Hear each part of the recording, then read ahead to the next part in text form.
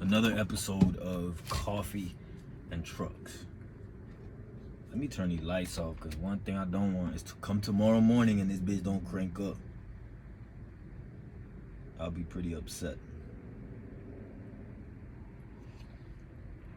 One of the things that has slowed me down in life is being around people that don't want you to win, whether it's directly or indirectly. I recall being told to shut up often. Maybe that wasn't from a point of wanting you to win or not. Sometimes it's a matter of me being annoying, right? When someone's annoying and you're in a position of power, you just tell them shut the fuck up. But if anybody has ever experienced or lived that, the remedy to it is documenting. Put yourself in a place where you could be your full authentic self. I think one of the greatest decisions that I made was going over the road as a truck driver. The amount of time that I spent over the road, I don't have OG status, but the amount of time that I spent over the road has developed me as an individual, and it allowed me to put myself in a space where long enough to where I controlled it. You know, I think one of the biggest issues we have now, a lot of restrictions and a lot of restrictions that we've created comes from the fact that we don't control our environment. I think living with someone is okay, depending on how much you're contributing.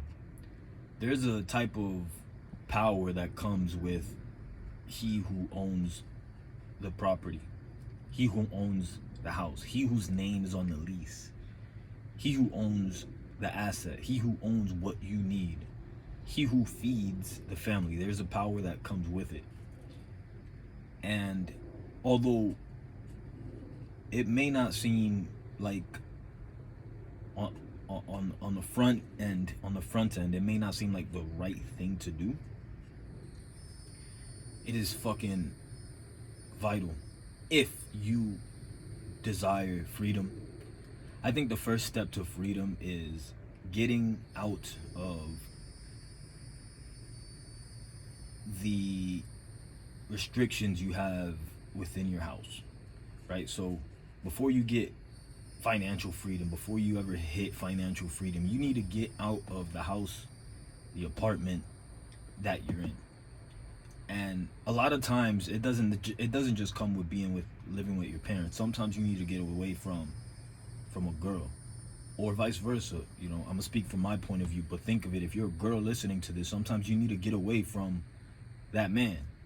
You know, it's 100% okay. I know there's a lot of compromises that both men and women do when it comes to living with someone and not being their full authentic self.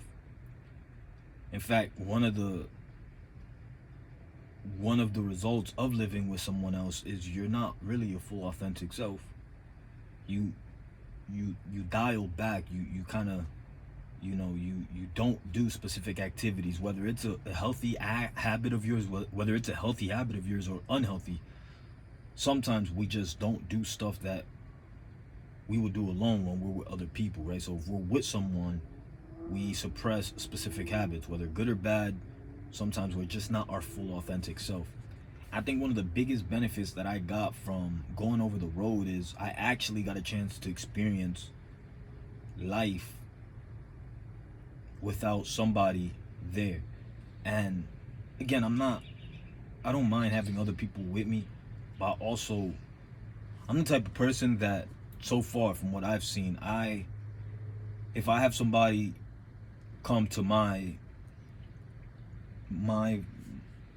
sphere, I try my best to make them the best version of themselves. Meaning, if I want them to have the freedom to just do stuff without having to feel restricted, because I know what that feels like. And you know, that's pretty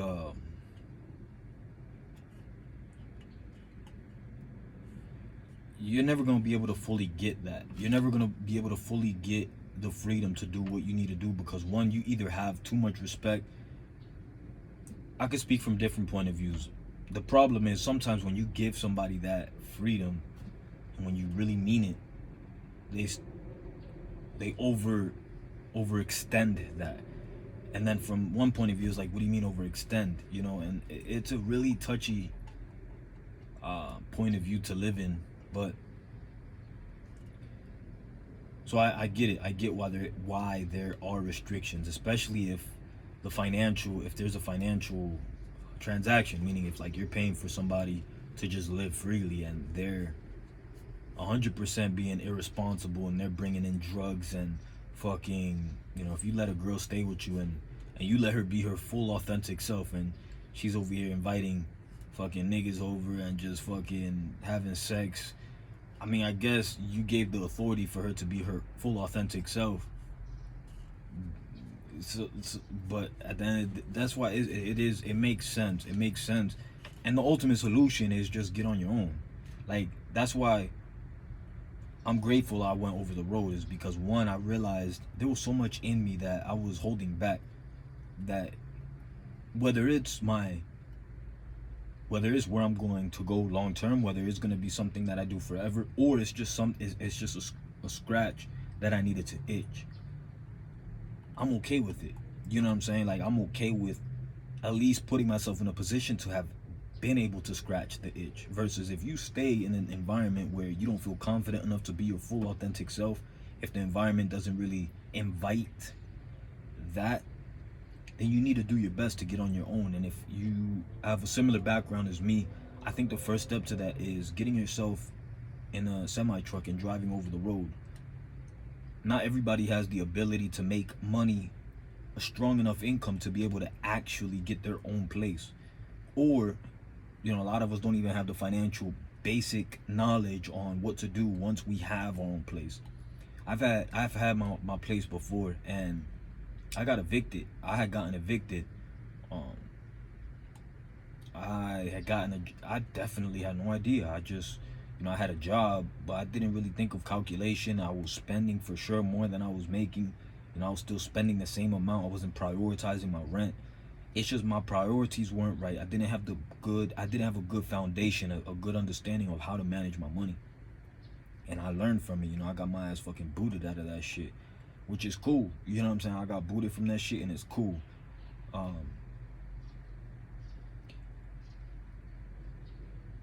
But again, a lot of us don't even have the financial understanding on what it takes to be on our own. But here's the thing. Do it anyway. Do it anyway, because in that process, even that failure is going to teach you something, even if it's the hard way that you learn. Some people are really good at managing money, but even if it's through being evicted, even if it's through fucking having to live on the street, those lessons are going to take you further than just living at home with your people all the time, just because either you're scared or you think you don't have what it takes, or whatever the case may be. A lot of us, like, I'm connected to a Discord.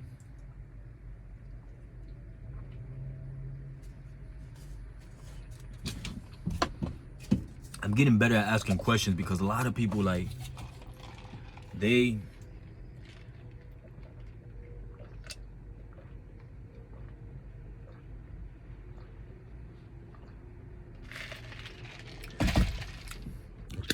express these problems, a lot of problems. And when I really like dig deep a little bit, I realize these people are like young, or they still live at home with their people, which is nothing wrong with it. Lost.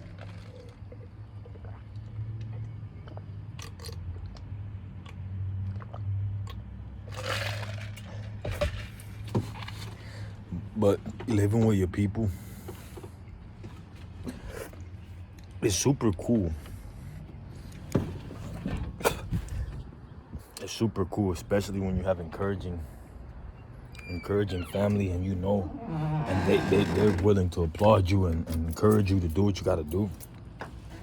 But that shit comes with a trade-off too. And sometimes that trade-off is a personal trade-off. It's sometimes you don't even prioritize your fucking goals and visions and dreams. It's like you take advantage, or you don't really fully appreciate that time that you have, and you don't work on your goals and visions like you would if you were on your own. So that's what I'm saying. Like, having it all doesn't necessarily give it all. Like, having it all doesn't give you it all. You know, having it all is cool, but if you have goals and ambitions, sometimes having that freedom, having the ability to be able to smoke all fucking day with your boys and come home to a cooked meal doesn't really push you to want to accomplish your goals. That's pretty satisfying. You know what I'm saying? Being able to fucking hang out in the studio with your homies and smoke and then come home to a cooked meal and a nice clean bed is fucking dope. And that's good. That's good for those that have the... In fact, if I had the ability, if I could choose to give my son the option to do that versus be on his own and just figure it out, I would absolutely choose for him to just be able to be a fucking kid until he wants, under my roof, under my finances. Like, I'd be okay with it. With the mentality of still wanting to coach and throw positive information at him. So I'd have him study or just learn from individuals that I respect and trust that process. I would trust that at some point it would stick, you know. So I wouldn't mind that. But overall, I'm just grateful to be alive. I'm going to continue doing what I do every day. You know, I'm going to continue doing what I do every day. I'm going to be grateful for the most part. I'm going to get some rest when I get home. But before I do, I got a reminder. Just now pull $200 on the side for damages. Oh, that's what I need. I need to get some fucking oil. I need to stop at Advanced Auto Parts and get some oil for my truck. So I need to stop at Target, and then from there stop at Advance or Discount, whichever one comes first. I think there's an O'Reilly across Target. O'Reilly be taxing. That's for the white folk with money. The higher middle class. O'Reilly. I used to sleep next to an O'Reilly. Wow, man, I just felt that in my heart. I remember there was an O'Reilly when I was homeless. I used to it was a nice, pretty much a newly built O'Reilly. And I had a fucking cardboard box. It was a nice shaded area, and I would just lay back there. Once they closed, I would just lay back there.